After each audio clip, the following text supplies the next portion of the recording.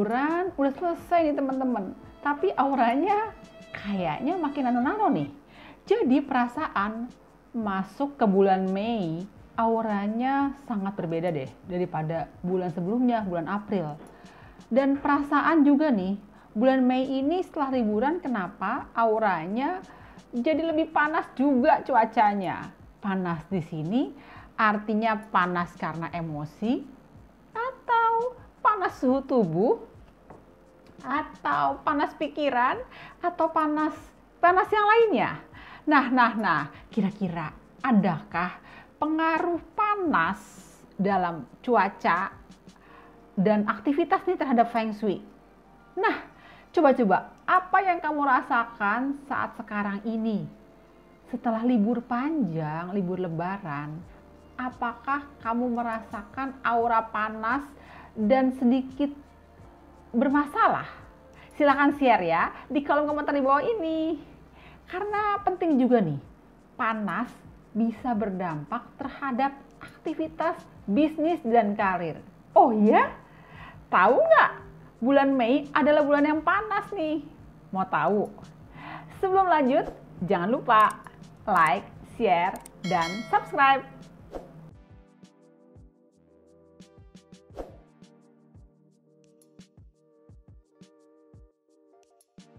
Teman-teman, tahukah kalian bahwa bulan Mei itu ada aura yang bersifat cenderung memang berenergi api.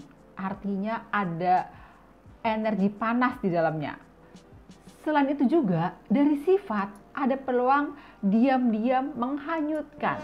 Kayak siapa ayo diam-diam menghanyutkan. Dan ini juga nih di bulan Mei ini ada peluang juga bulan yang tidak seimbang di tahun macan air 2022. Dan menurut saya sih sebenarnya ada nih pengaruh cuaca panas akhir-akhir ini dengan Feng Shui. Karena secara Feng Shui Mei itu bulannya api dan aura api biasanya cenderung panas. Apalagi tahun ini bulan Mei adalah Bad Month of the Year 2022. Dan tentunya karena Bad Month ini akhirnya semua orang berpulang masalah. Kalau saya rasa sih banyak pasti di sekitar kalian. Entah itu orang-orang terdekat, teman-teman, atau relasi yang kita kenal tiba-tiba sakit, ataupun juga hewan peliharaan juga sakit, ataupun juga berdampak terhadap aktivitas kerja tiba-tiba tidak bisa maksimal. Dan kapan mulai berlakunya? Sebenarnya berlaku mulai 5 Mei sampai dengan 5 Juni. Jadi catat ya, aktivitas tanggal 5 Mei sampai 5 Juni harus berstrategi karena itu adalah Bad Month of the Year. Nah, karena auranya adalah panas, tentu saja nih banyak yang berpeluang membawa emosi. Di sekitar kita banyak banget orang-orang yang buat kesel nih, entah teman-teman kerja, teman-teman nongkrong, atau relasi di rumah. Dan pokoknya banyak banget nih yang membuat emosi out of control. Dan karena itu sebaiknya kamu jangan terpancing. Apalagi urusan pekerjaan terhadap orang-orang yang membuat kesal dan memancing emosi. Nah, selain itu ada juga nih, secara Feng Shui, karena Mei itu adalah bulan yang masalah. Jadi artinya kita gak boleh melakukan langkah besar di bulan Mei ini. Karena selain cuaca tidak mendukung, lalu juga bisa mengakibatkan emosi, tentu aja nih cuaca panas terik, dan akhirnya di bumi jadi tidak stabil nih. Jadi karena panas dan terik, akhirnya usaha ataupun bidang usaha yang berhubungan dengan air harus berstrategi. Kira-kira apa ya usaha yang berhubungan dengan air? Nah, bisnis apa aja yang termasuk dalam bidang air? Di antaranya adalah distribusi.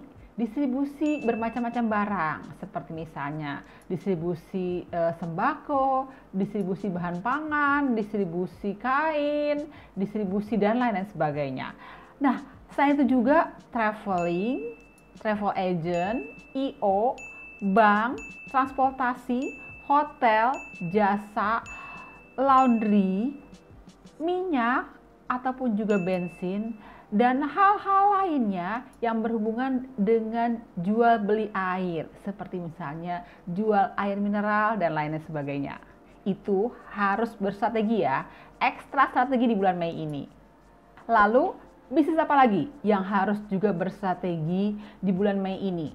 Ada nih bisnis yang harus hati-hati, yaitu bisnis logam.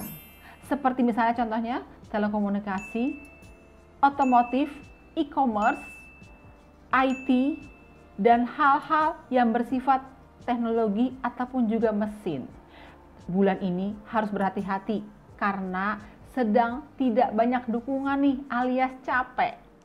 Ada lagi juga nih, bisnis yang hati-hati juga karena takut over energy di bulan Mei adalah bisnis api. Karena bulan ini adalah bulan api yang berpeluang panas. Nantinya kalian kebanyakan ide tidak bisa terekspresikan atau berjalan tidak lancar. Nah, hal yang perlu hati-hati bidang api diantaranya restoran, kafe, saham, marketing, catering, dan yang berhubungan dengan api lainnya nih. Kalian harus hati-hati, jangan kebanyakan ide karena tidak mudah diekspresikan. Sedangkan bisnis yang bersifat netral tapi juga tetap butuh strategi nih. Di antaranya bisnis yang berhubungan dengan tanah. Di antaranya adalah properti, developer, asuransi, kontraktor. Di bulan Mei ini harus berstrategi ya. Masih 50-50 sih, tapi kalian masih cukup oke. Nah, ada lagi nih, bisnis yang juga bisa baik, tapi bisa kurang, alias 50-50. Di antaranya adalah bidang kayu. Bidang kayu haruslah berstrategi nih. Ada peluang bagus sih, tapi juga ada peluang masalah. Ada peluang tidak ada dukungan, tapi juga ada peluang yang datang harus dikerjakan. Dan intinya adalah berstrategi dan realistis masuk di akal. Bidang kayu, hati-hati ya, terutama buat para orang seni nih. Jangan kebanyakan ide yang tidak masuk akal. Coba-coba.